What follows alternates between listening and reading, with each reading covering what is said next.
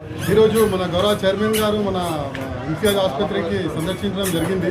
దాంతోపాటు వాళ్ళతో పాటు నేను కూడా వచ్చా ఇక్కడ వార్డు కౌన్సిలర్గా. అయితే ఇక్కడ డాక్టర్స్ అనేది రెస్పాన్సిబుల్ పర్సన్ అసలు ఎవరు లేరు ఇక్కడ. నేను సండే రోజు ఫోన్ చేస్తే మా డాక్టర్ గారు ఏమంటుండ్రు, సండే రోజు మీ ఫోన్ లిఫ్ట్ చేయమంట. అంటే మళ్ళీ ఎవరికి అడగాలి మేము? ఇక్కడ పేద ప్రజలకి ఏమైనా అవసరం పడితే ఎవరికి అడగాలి? సండే రోజు 24/7 వైద్యం గవర్నమెంట్ హాస్పిటల్లో కావాలి. కానీ మనం సండే రోజు పని చేయము, మనం సెలవిన రోజులు మనం ఫోన్ లేపాము.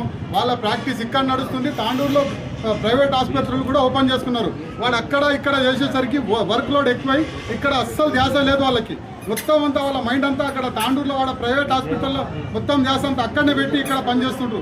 కొత్తగా ఎవరైనా సూపరింటెండెంట్లు వస్తే వాళ్ళకి అస్సలు వీళ్ళు ఎంకరేజ్ చేస్తలేరు, ముందర రాణిస్తలేరు. వాళ్ళకి మాకు లీడర్ ప్రజలకి కొత్త వచ్చిన సూపరింటెండెంట్లకి ఎవరికి అసలు కుదురుతలేదు. ఎందుకంటే ఈ ప్రైవేట్ హాస్పిటల్ ఎవరైతే నడుపుతుండ్రో వాళ్ళు ఇక్కడనే ప్రాక్టీస్ చేస్తుంటారు. కొత్త వాళ్ళని ఇక్కడిని రానియకుండా వాళ్ళు అన్ని రకాలుగా అడ్డుపడి ఇక్కడ అస్సలు జనాలకి ఎలాంటి వసతులు లేకుండా వాళ్ళు మొత్తం పక్కా ప్లాన్గా తాండూరులో పనిచేస్తుండ్రు. కాబట్టి నేను ప్రభుత్వంతో కోరుకున్నది ఒక్కటే, ఇక్కడ పర్మనెంట్గా 24/7 ఉండేటట్టు డాక్టర్లను అపాయింట్ చేయాలని, మంచిగా వైద్యం చేసే డాక్టర్లను అపాయింట్ చేయాలని, స్కానింగ్ అయినా ఏ విధంగానైనా ఇక్కడే మన హాస్పిటల్లో జరిగేటట్టు, హైదరాబాద్ ఎక్కువ రిఫర్ కాకుండా.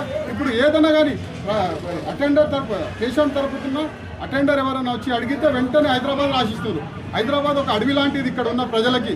ఆ అడవిలో పోయి ఉండడం కంటే ఈయన సావడం మేలంటారు అందరు. సరే, ఈడ అర్థం కాక ఈడ ప్రైవేట్ హాస్పిటల్లో పోతే అక్కడ వైద్యం జరుగుతుంది.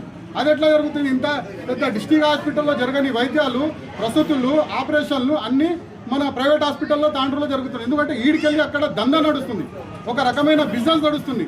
దీనిని మంచిగా ఎంక్వైరీ చేసి ఇలాంటి డాక్టర్ల పైన, ఇలాంటి మేనేజ్మెంట్ పైన కఠిన చర్యలు తీసుకోవాలని ఎమ్మెల్యే గారు ముఖ్యంగా మీకు చెప్పేది ఒక్కటే, మీరు మన ఎంసీహెచ్ అయినా డిహెచ్ పైన ప్రత్యేక నిఘా పెట్టండి. మీరు అసలు మర్చిపోయింటారు, మన ఏరియాలో 2 హాస్పిటల్స్ ఉన్నాయని, డిస్టిక్కి సంబంధించిన 2 పెద్ద హాస్పిటల్స్ ఉన్నాయి.